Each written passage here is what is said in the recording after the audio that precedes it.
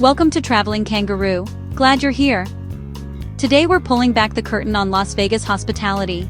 If you've ever wondered what casinos, hotels, nightclubs, and VIP staff don't tell the public, this video digs into the real rules, hidden signals, and survival tips every visitor should know. Stick with me. I'll keep it practical, surprising, and straight to the point. Las Vegas is built to dazzle and to protect its business. That means a lot of what you notice, or don't notice, is designed that way on purpose. I worked in this industry and I've seen firsthand how small choices shape guest experiences, security, and profits. By the end of this video, you'll understand insider practices, how to avoid common pitfalls, and how to use that knowledge to have a better Vegas trip. Let's start with money and the casino cashier cage, one of the nerve centers of any casino. When you cash chips at the cage, casinos aren't being dramatic when they ask for ID or limit how much they'll cash at once. This is about preventing theft and fraud. Large cash-outs trigger protocols, photo ID checks, manager approvals, and sometimes holding the payout temporarily. If you're cashing tens of thousands, expect extra verification. It's not personal, it's security. If you're surprised or uncomfortable, stay calm and cooperate. If something feels off, ask for a manager. Casinos deal with robberies and fraud attempts. Their rules protect everyone, including you. Also, remember, if someone ever tries to rush or pressure you about your cash out, walk away and find a supervisor. Next up, hotel realities you might not hear about: pests and housekeeping practices. Nobody walking into a fancy hotel wants to think about bed bugs. Hotels generally won't publicly confirm infestations. If you report a room issue, the front desk will typically offer to move you, launder clothes, and make the problem discreetly go away. That's because hotels protect their reputation. If you suspect pests, document it with photos, ask for a room move, and insist on laundering your items if you want peace of mind. Keep receipts if you need to escalate. It's rare, but being proactive protects you and your belongings. Speaking of housekeeping, automatic fees and gratuities are common.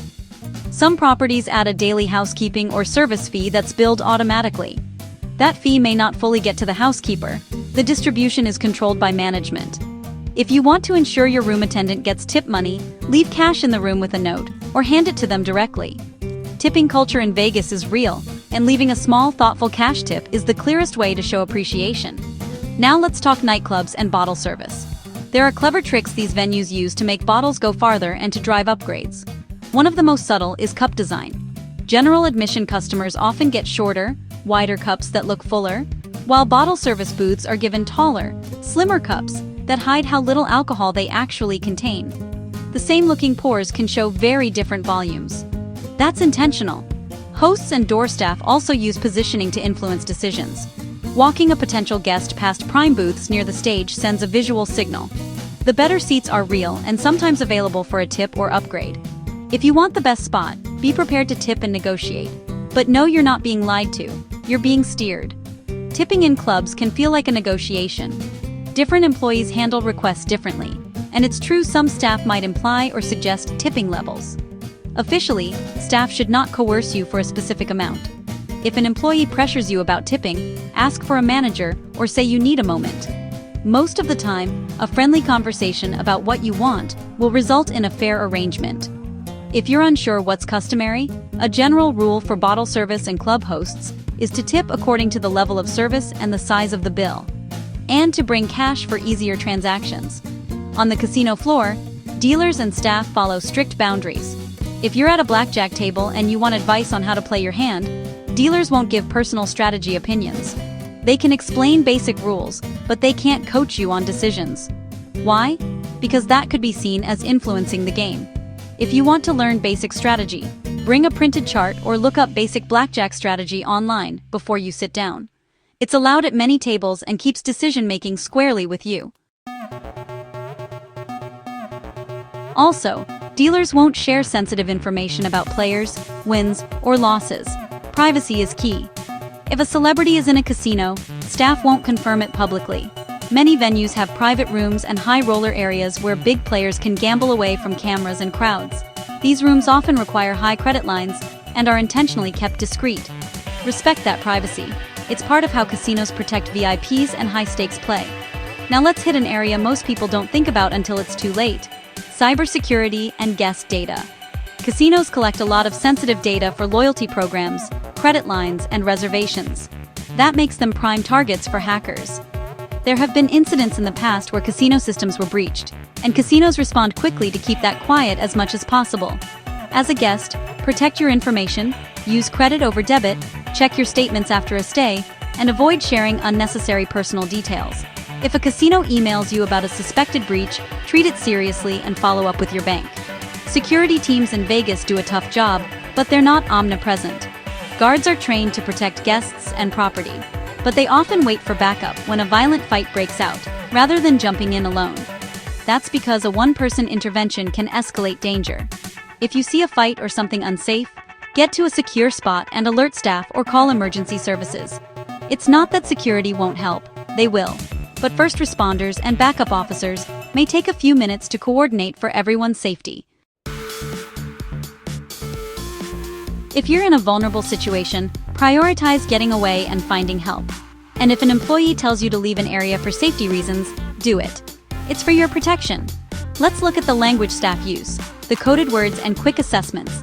Door staff and hosts ask quick questions for a reason. They're trying to estimate who will spend money or who needs special attention. Questions like, "Where are you staying?" or "What brought you to town?" give real clues about disposable income and intent. If someone says they're staying at a luxury resort or played golf, a host may flag them as likely spenders. If someone says they're here for a budget motel or a local event, they might get routed differently. You might hear one-word cues like table or party. Those words can have different internal meanings. Table might mean a likely tipper. Party might mean a group that wants bottle service. Staff use these cues to quickly coordinate inside the club or venue. It's not hidden to be mean. It's an efficient way to match guests to the right service.